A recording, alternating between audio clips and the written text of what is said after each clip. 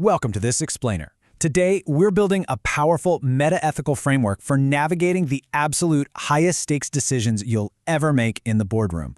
Whether you're a seasoned executive, a management student, or a startup founder, you are going to hit these moments where the right choice isn't just hidden, it's fiercely contested. So today, we aren't just talking about what to do, we're actually popping the hood to look at the invisible architecture of your moral judgments. Okay, let's just put you right in the hot seat. Imagine someone in your supply chain is exploiting vulnerable workers. It's highly profitable, it's technically legal in that specific jurisdiction, and your entire executive team unanimously approves of it. Does that consensus actually make it morally acceptable? Do we just shrug and say, well, I personally dislike it, but the company approves, kind of the same way we might dislike a style of music? Or is there something fundamentally, objectively wrong with it, completely regardless of what the boardroom thinks? To answer that, here is our agenda. We'll be looking at 1. The two poles of morality. 2. Where truth comes from. 3.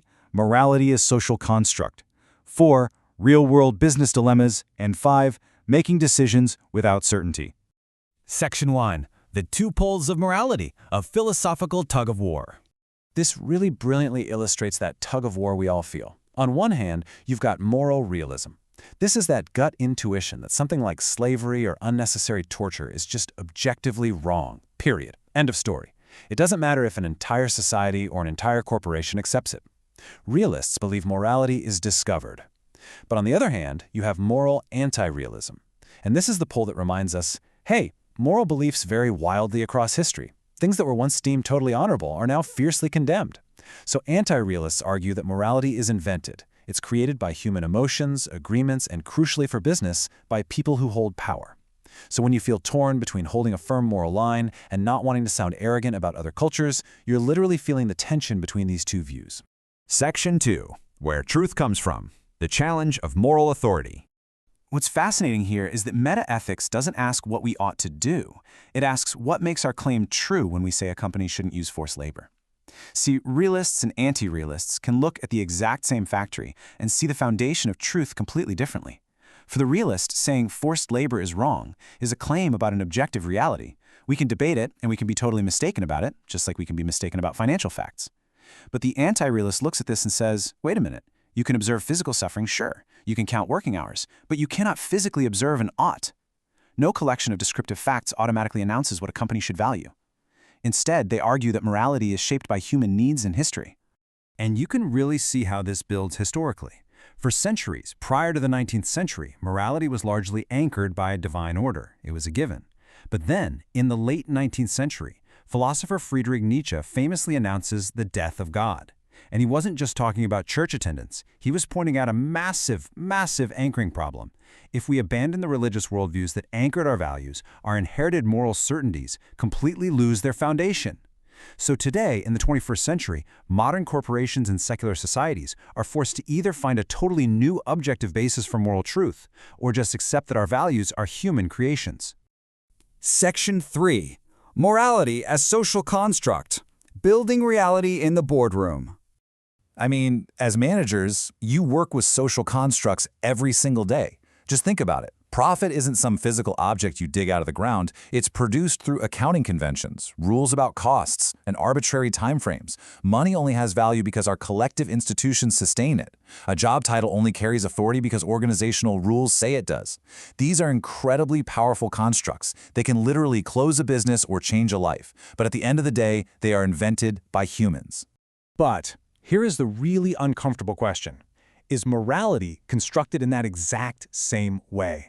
If children learn moral vocabularies just like they learn a language, and corporate codes of conduct are just written rules designed to suit a strategy, could an entire industry make pollution morally acceptable simply by normalizing it over time?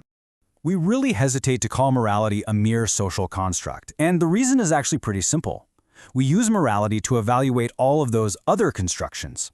If morality is just another corporate product, just another agreed-upon convention, then the critical foundation we use to ask if a market is fair or if a profit is truly deserved completely vanishes.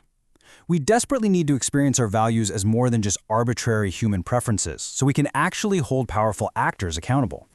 Section 4. Real-world business dilemmas. Philosophy meets the supply chain. Let's see how this actually plays out in the real world. Imagine you discover a foreign supplier is using employment practices that are locally accepted, but they totally violate your company's human rights policy. The realist approach is super clear. Certain forms of coercion are objectively wrong, and you do not get to hide behind cultural differences to justify exploitation. But the anti-realist steps in and throws up a red flag. How is your supposedly universal standard produced in the first place? Are you just an outsider imposing your specific cultural history onto others, basically engaging in moral imperialism? As a manager, you have to balance these two massive perspectives. You see the exact same thing with corporate gifts.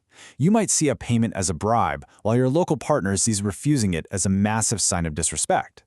Now, almost everyone agrees that cultural context matters, but the meta-ethical debate goes deeper. The realist says culture simply helps us interpret an objective moral reality. Hidden influence undermines trust objectively, regardless of what the local custom is. The anti-realist, however, says no, the culture actually creates the standard of right and wrong for that interaction. And think about internal whistleblowing. If you realize your highly profitable product is actually manipulating vulnerable customers, but the law and your senior colleagues say it's totally fine, what gives you the authority to object?